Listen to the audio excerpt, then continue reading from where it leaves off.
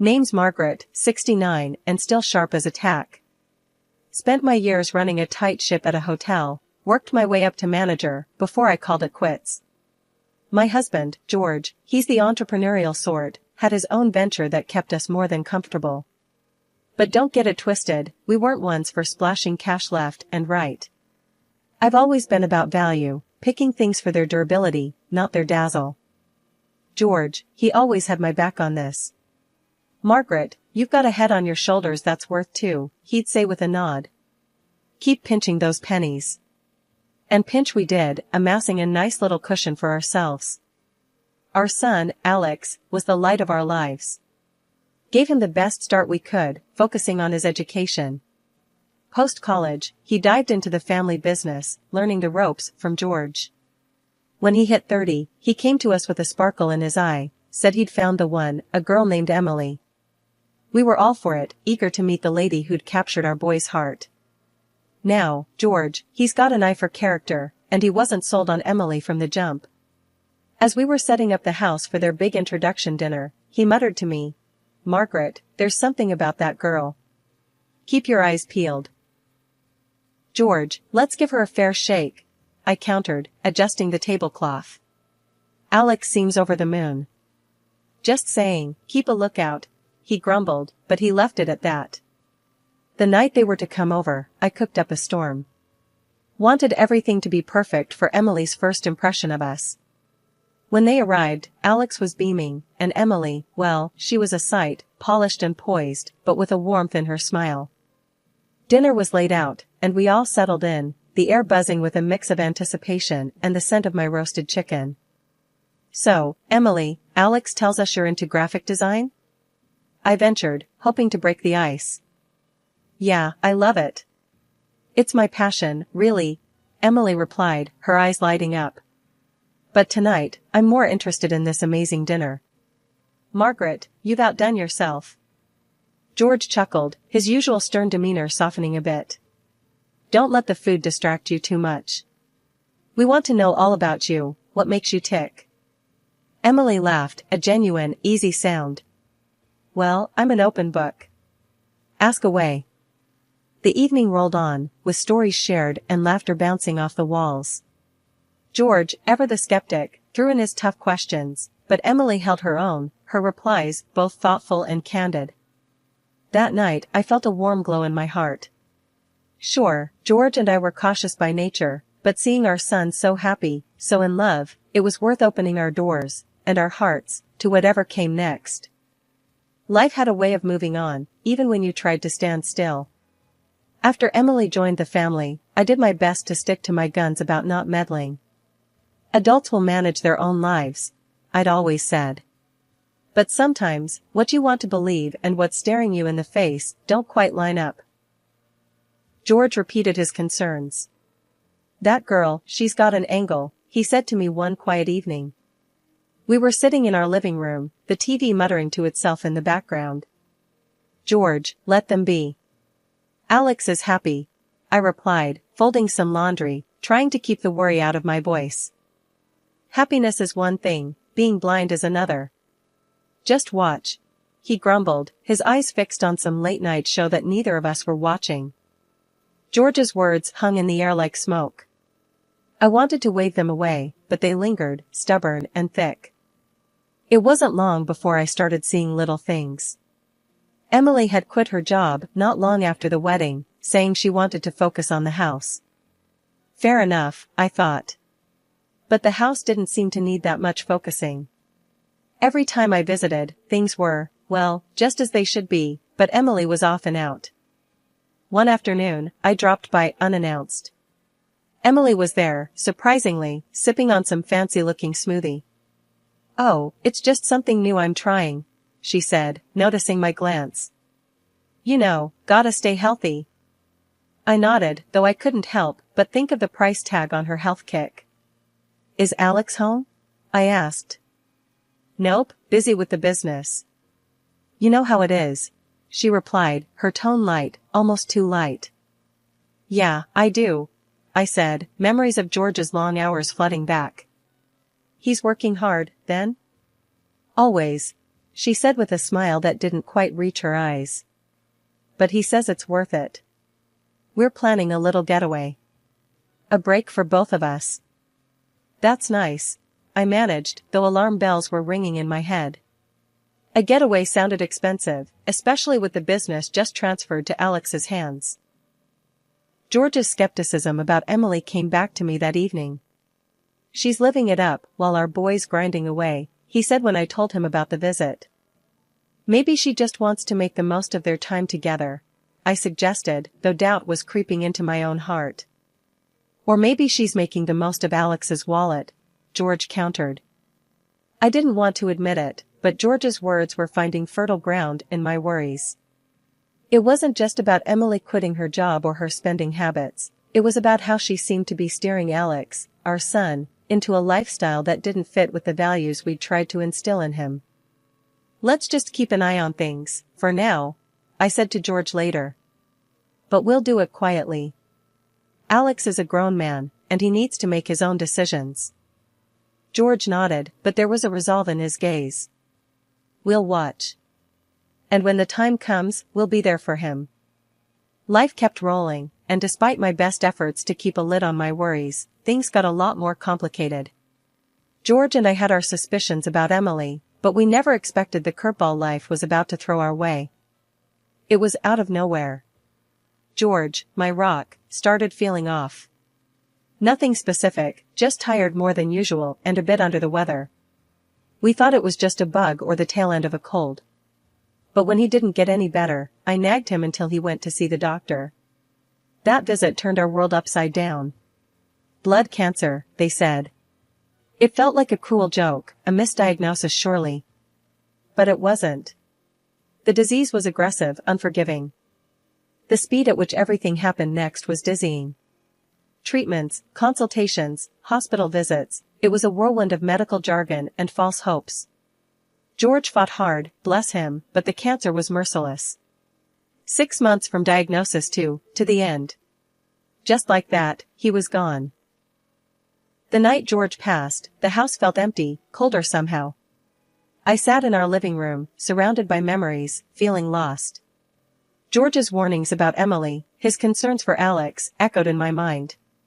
He'd been trying to protect us, even when facing his own mortality. We'll watch. And when the time comes, we'll be there for him, he had said. And now, it was all on me. The grief was a heavy companion in those days. But amidst it, there was a resolve forming inside me. George's passing was a stark reminder that life was unpredictable, and sitting back wasn't an option anymore. I had to keep an eye on Emily and Alex, maybe even closer now than before. George wouldn't be there to share his observations or to back me up, but I knew what needed to be done. When I got the news that Alex and Emily were expecting, it was like a burst of sunshine through the clouds. I was over the moon, thinking about the little one on the way. I figured it was the perfect chance to bridge any gaps between me and Emily. She seemed keen on the idea too, so I started dropping by their place more often, lending a hand wherever I could. I was all in, buying bits and bobs for the baby, nothing fancy, just good, solid stuff that I thought would come in handy. One afternoon, I showed up at their doorstep, arms laden with goodies. Emily's reaction, though, was far from what I expected. She sifted through the bags with a look that could sour milk. What's this? None of these are brand names, she said, her voice dripping with disdain. I was taken aback, not gonna lie. Honey, when it comes to babies, it's the quality that counts, not some fancy label. I tried to explain, keeping my voice even. Emily tossed a stuffed animal back into the bag like it was trash. Alex's got the money. And with his dad gone, well, it's ours now. We can afford the best for my daughter. Her words stung. Those savings are the result of years of careful spending. I shot back, feeling my temper rise. She just smirked, throwing the gifts aside. I deserve the best. So does my baby. I tried to chalk it up to hormones, telling myself things would get better once the baby arrived. But deep down, I knew we were worlds apart in our thinking. Visits to their house became more frequent as the due date approached. I wanted to be there for Emily, despite our differences. But every conversation seemed to circle back to her wanting the most expensive things for the baby, things that screamed more about status than sense. One day, I couldn't hold back. "Emily, love, you know all these fancy things won't make a bit of difference to your baby, right? She needs love, warmth, and care, not designer labels." Emily huffed, rolling her eyes. "You just don't get it. This is how I want to raise my daughter." "Alex agrees with me, don't you, babe?" Alex, caught in the middle, looked like a deer in headlights. "Well, I just want what's best for you and the baby, Em." I sighed, realizing this was a battle I wasn't going to win. "Just remember, it's the time you spend with your child that counts, not the money." Emily's response was a dismissive wave as she turned her attention back to her phone, scrolling through pages of high-end baby gear. Leaving their house that day, I felt a mix of anger and sadness. It wasn't just about the money or the things. It was about values, about understanding what really mattered in life. I hoped, for Alex's sake and the baby's, that Emily would come to see that. But as I drove home, I couldn't shake off the feeling that we were heading for trouble. After the little one came into the world, I thought things might settle down. But boy, was I wrong. Emily's taste for the high life only got worse, turning my son's house into what looked more like a high-end store than a home. Cribs, strollers, toys, you name it, if it had a designer label, it was probably somewhere in their living room. I kept telling myself it was all for my granddaughter, that she deserved the world and more. I spent as much time as I could with my granddaughter, taking her out for walks, just soaking up all the joy she brought into my life. I never asked for a dime from Emily for helping out. Truth be told, I would have paid them for the privilege of spending time with that little angel. One day, I came back from a walk a bit earlier than usual. My granddaughter needed a change, and I figured I'd pop in without making a fuss. Emily gave me a key for emergencies and to drop off food now and then, so I let myself in quietly, not wanting to startle anyone. As I tiptoed through the hallway, I heard voices coming from the living room. Emily was chatting with a friend, and what I heard next stopped me dead in my tracks. They were talking about money, my money, and Emily's plans to take a hefty chunk of it, divorce my son, and leave him high and dry. My heart sank as she went on about how little she cared for Alex and their daughter, how she was eyeing a way out and into the arms of another man. Panic and disbelief gripped me as I scrambled to get my phone out and hit record. I needed proof, something to show Alex, to protect him and my granddaughter from this scheming. But just as I got close enough to catch every treacherous word, my granddaughter stirred in my arms and started to cry. I quickly stashed my phone away and stepped into the living room, feigning ignorance. "Oh, I didn't mean to interrupt," I said, keeping my voice steady despite the storm raging inside me. "Just came in to change this little one."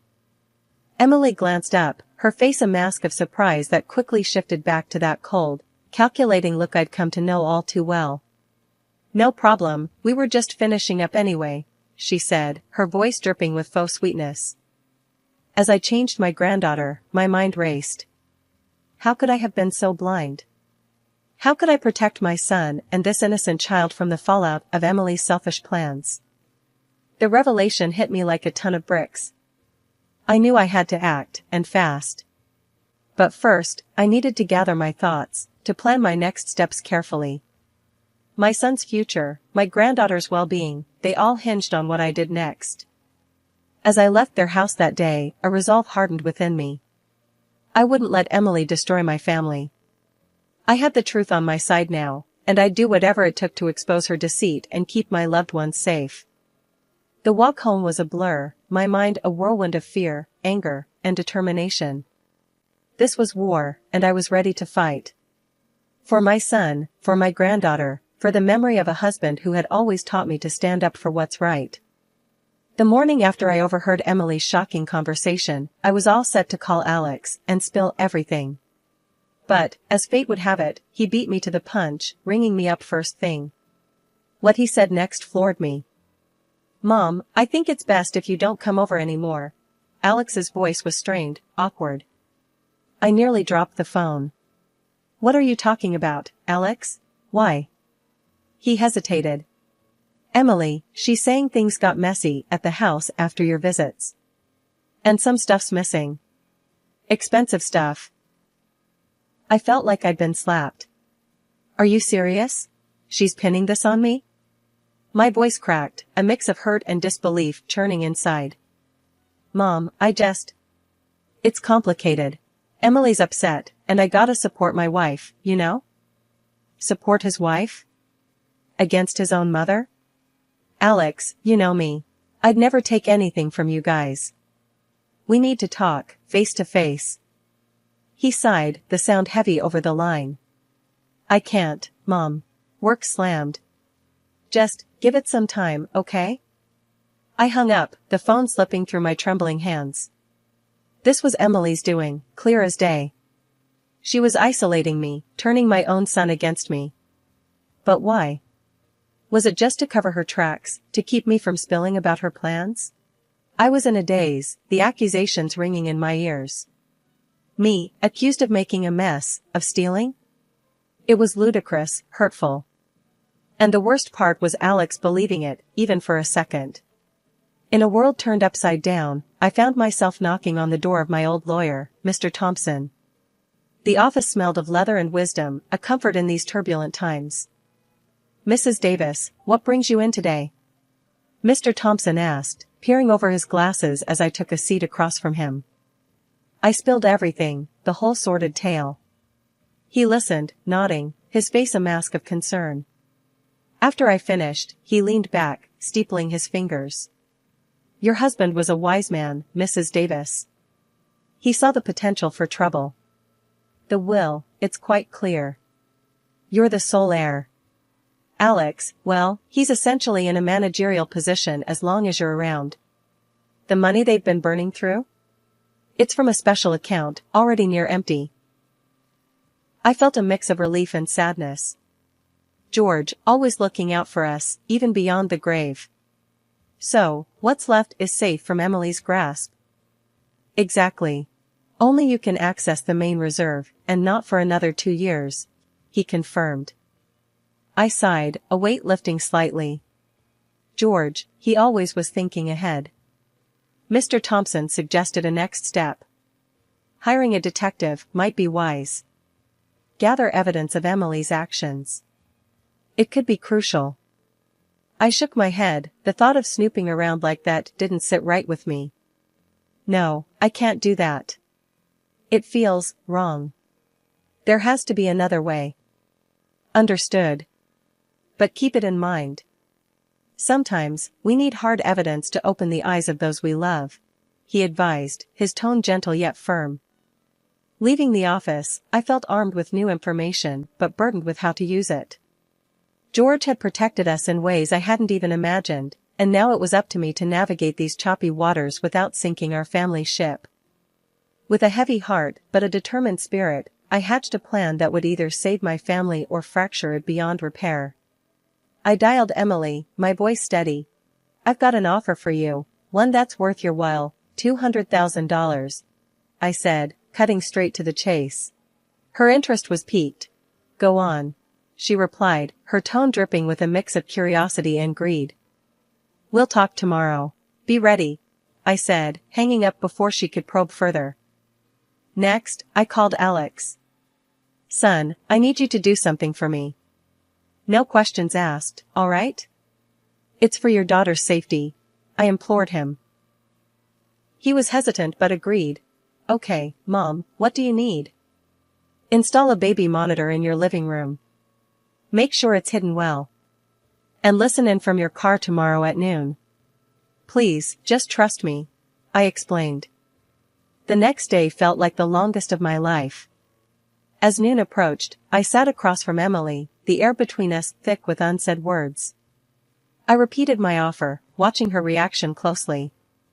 So, you think you can just buy me off with $200,000? Is that it? Emily sneered, her eyes cold and calculating. I kept my voice steady, despite the storm of emotions inside. It's a way out, Emily. For both of us. You get a fresh start, and we get peace. Emily laughed, a harsh sound that echoed off the walls. A fresh start? Please. You think I don't know about the real money? Your husband left you sitting on a gold mine, and you think I'm walking away from that with just pennies? I felt a chill run down my spine. This was worse than I thought. Emily, you're talking about destroying a family here. My son, your husband. Alex? She cut me off, her tone dripping with disdain. He's just a stepping stone. I've got plans, big plans. And they don't include playing happy families in this dead-end life. I swallowed hard, trying to maintain composure. And what about Lily, your daughter? Does she fit into these plans of yours? Emily waved a hand dismissively. Lily will be fine. Once I'm done with Alex and have what I want, I'll have nannies for that. Besides, once I'm living the high life with someone who actually has ambition, she'll thank me. The audacity of her words left me speechless. This was no longer just about money, it was about a complete disregard for the family she had married into. And you, dear mother-in-law, Emily continued, leaning forward, a sinister gleam in her eyes. I've got special plans for you. Ever heard of those lovely little nursing homes? You'll have plenty of time to think about your mistakes there, away from my new life and all this money. Anger and disbelief warred within me. You think you can just take everything? That you can destroy lives and walk away? Emily smirked, standing up, her posture one of someone who believed they had already won. I don't think, I know. I've got everything planned out. Alex is clueless, and with you out of the picture, there'll be nothing stopping me. It was clear now, Emily was a predator, cloaked in the guise of a family member. But as I looked at her, a resolve hardened within me. She underestimated the bond of family, the strength of a mother's love. You're wrong, Emily. You've underestimated me, underestimated us. You won't get away with this, I said, my voice firm, laced with a determination I hadn't felt in years. Emily's laugh was cut short as Alex entered the room, his face a mask of shock and betrayal. The confrontation that followed was a blur, but one thing was clear, the truth was out, and with it, Emily's house of cards began to crumble. After the storm had passed, and Emily was out of our lives for good, Alex came to me one quiet evening. The air was cooler, carrying the promise of a fresh start. We sat down at the kitchen table, a space that had witnessed countless family discussions, both joyful and difficult. Mom, I don't even know where to start, Alex began, his voice heavy with emotion. I'm sorry. For everything. For not seeing what was right in front of me, for not listening to you. I reached across the table, taking his hand in mine. Alex, you're my son. There's nothing to forgive. We all make mistakes. What matters is that we learn from them, and we move forward. He nodded, a single tear escaping down his cheek. I can't believe I let her drive a wedge between us. That recording, it opened my eyes. I should have known better. Sometimes, love blinds us, Alex. You wanted to believe in the person you married. No one can fault you for that, I reassured him, squeezing his hand. He wiped away his tear, a small smile breaking through.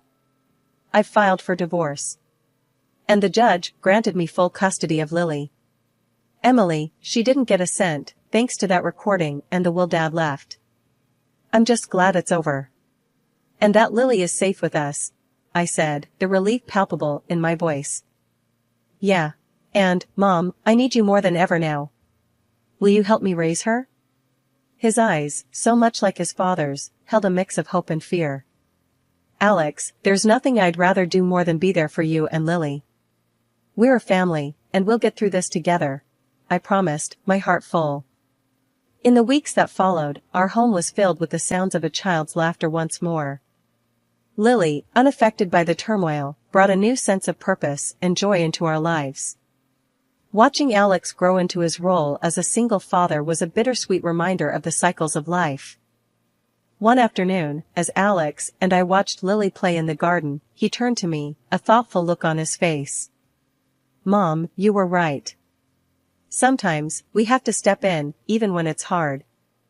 Especially when it's hard. I'm just sorry it took me so long to see it. I smiled, watching Lily chase a butterfly. We live and learn, Alex. What's important is that we're here for each other, no matter what.